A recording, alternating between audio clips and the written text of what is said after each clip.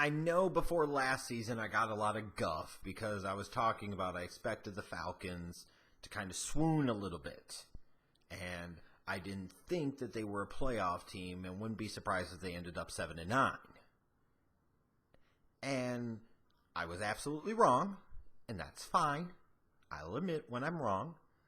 The funny thing is, because of the razor-thin margins in the NFL, I was wrong, but I wasn't really that far away from being right either. They had a couple of close calls, a couple of really close victories, things that broke their way that really shouldn't have. They really were not that far away from a 7-9 team. But I did also say that based off of what happened in the Super Bowl and losing in that fashion, 28-3, they have the lead, and then here comes New England storming back, and they win in overtime.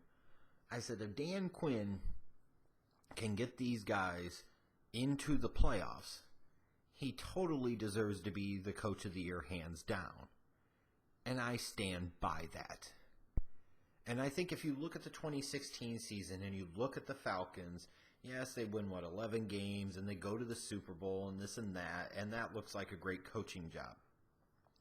I thought the vastly superior coaching job came this year. An offensive coordinator that really wasn't all that good. Your quarterback has a down year. You struggle at times to get your best weapon, Julio Jones, involved because your offensive coordinator is a moron. But when all is said and done, they win double-digit games. They make the playoffs. They win a road playoff game over the Rams. And if we're being realistic, if their offensive coordinator wasn't such a dipshit, they probably should have beaten the Eagles on the road too. And at that point in time, if they had done that, I would have had absolutely no doubt that they could have went into Minnesota in a dome and beaten the Vikings in the NFC Championship game and represented the conference in the Super Bowl for the second consecutive year. Do you have any doubts about that? Because I most certainly do not.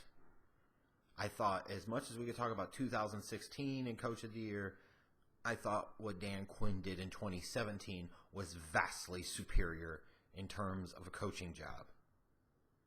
He got way more out of this team than I expected him to do, even with some of the flaws that they had. And when it came time to mattering, that team was in position and was really that close to getting right back into the same championship type of position again in 2017. And I come down to this and I say that when we talk about contenders and real contenders for 2018, it sure feels like you're going to hear about the Eagles because they won a Super Bowl with their backup quarterback, and now Carson Wentz is coming back, and they've added guys like Michael Bennett and Haloti Ngata and so on and so forth. And they are the champs, and until proven otherwise, they should be taken seriously.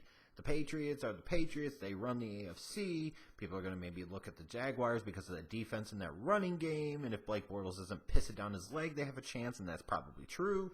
The Pittsburgh Steelers could always be in that position. That is also probably true. You look at maybe the Minnesota Vikings.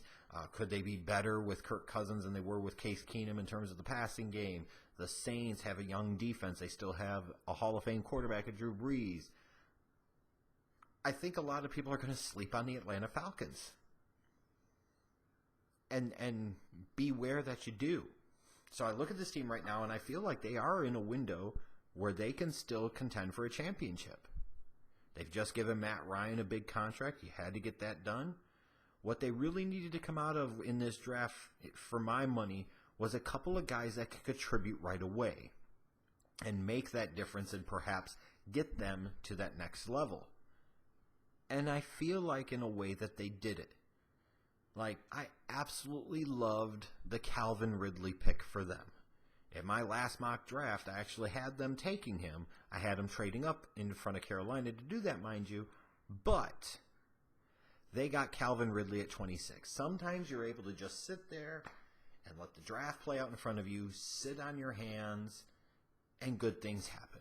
And for the Atlanta Falcons, to me, Calvin Ridley going 26 was an example of good things happening.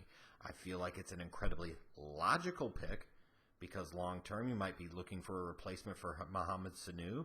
In the meantime, you're looking for somebody that can contribute out of the slot. Ridley can do that. He can definitely do that. Now you've added another element for Matt Ryan in that Falcons passing game. And you were able to do that at pick 26. I know there's concerns about Calvin Ridley's size, Calvin Ridley's age, but he's a quality route runner, good athlete. I'd be stunned if he can't make a contribution early for the Falcons. We could look back in a few years and look at this as a real steal of a pick. They needed somebody that could come in on that offense and contribute out of the slot, and Ridley can do that. Then I look at the rest of this draft. Isaiah Oliver, he was a solid pick, to me a future starter. Good value there towards the end of round 2. Senat in round 3 provides a physical interior guy, somebody that fits into the rotation. Ito Smith in round 4. Personally thought there were better running backs on the board, but I also totally get it that they're not looking for a difference maker. They're looking for some depth in that backfield and somebody that could potentially replace maybe a Tevin Coleman in another year, and Smith could be that guy. Russell Gage should be a special teams stud, so he's a guy that can contribute right away just because of his abilities on special teams, which are otherworldly. Oluokun could provide some special teams and linebacker depth. I look at this draft for the Falcons, I'm like, a team that feels like they're close, and the reality is they are close. They've got a franchise quarterback, a superstar offensive weapon, a solid running game, a solid offensive line. Then you look at the defense and all the athleticism and speed and youth that they have there with still some room to grow and upside. They are close. They got guys that could help them immediately. Ridley in the slot is a big upgrade for that passing game. Oliver is going to bolster that secondary right away. Senat could potentially factor into the defensive line rotation right away.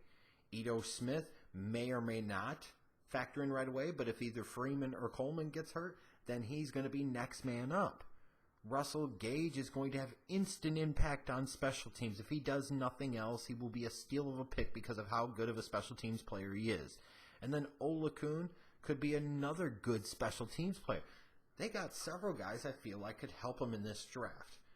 So while I don't believe anybody's going to be talking about them being big winners in the grand scheme of the draft game, in terms of what they needed out of this draft and what they got out of this draft, I feel like the Falcons really, really did themselves some justice and put themselves in a position to potentially move that needle a little bit and take that step forward in 2018.